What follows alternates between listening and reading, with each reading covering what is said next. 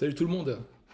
Alors, nous sommes le samedi 18 novembre 2023 à Santa Monica et une autre vidéo quotidienne, un petit bout de mon journal intime.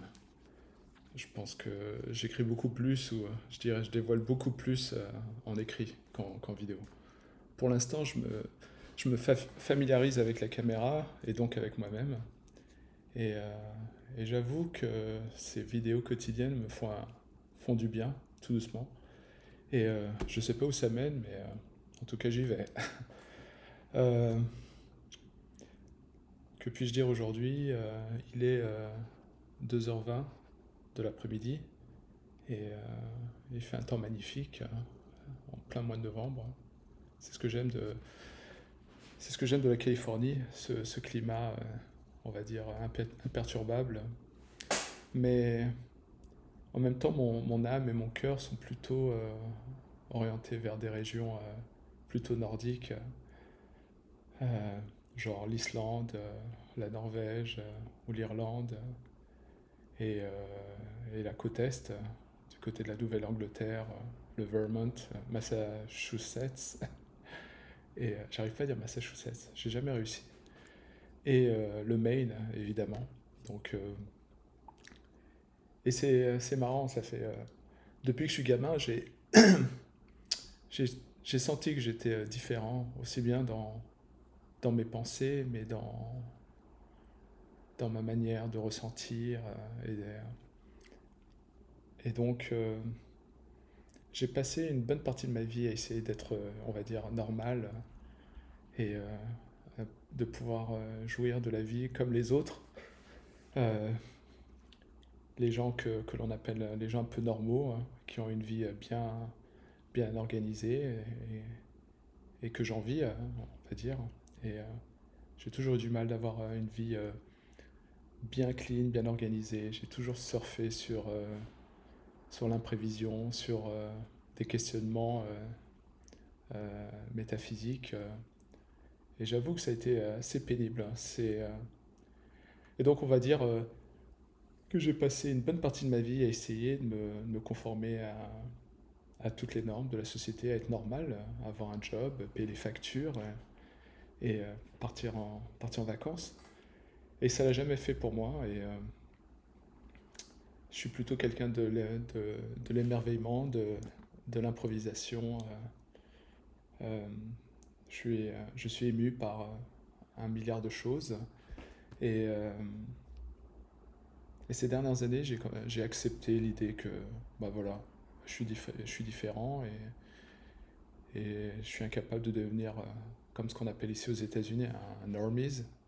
Et donc, voilà, tant pis.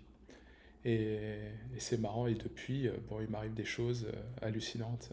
À partir du moment où tu commences à gratter un petit peu la surface de cette armure qu'on a créée depuis qu'on a 3 ans, 4 ans, cette couche que l'on crée au-dessus de nous qui nous permet de fonctionner dans le monde, pouvoir aller au boulot, s'asseoir sur une chaise ou de pouvoir fonctionner dans cette société. Il arrive à un moment donné où cette armure, on la confond avec notre identité. Et donc, euh, et donc pour moi, voilà, quand tu commences à chercher à savoir qui tu es, pas forcément d'un point de vue subversif, hein. L'idée, c'est pas de tout casser et de prétendre que ma perception est la bonne ou l'unique, mais en tout cas, mon rapport au monde, il est propre à moi et pas à cet assemblage d'éléments que j'ai construit autour de moi par nécessité. Et, euh, et donc, j'ai découvre petit à petit, chaque jour, c'est un efferveillement, un émerveillement, et qui a quelque chose dans nous d'une authenticité incroyable, cette unicité, ce cadeau. Et il faut avoir le courage de, de briser tout ce qu'on a construit autour, hein, et qui devait nous protéger. Et donc j'ai cet émerveillement avec moi-même où je gratte petit à petit et je me dis ah ouais, ah ouais, je découvre ça, ça, ça.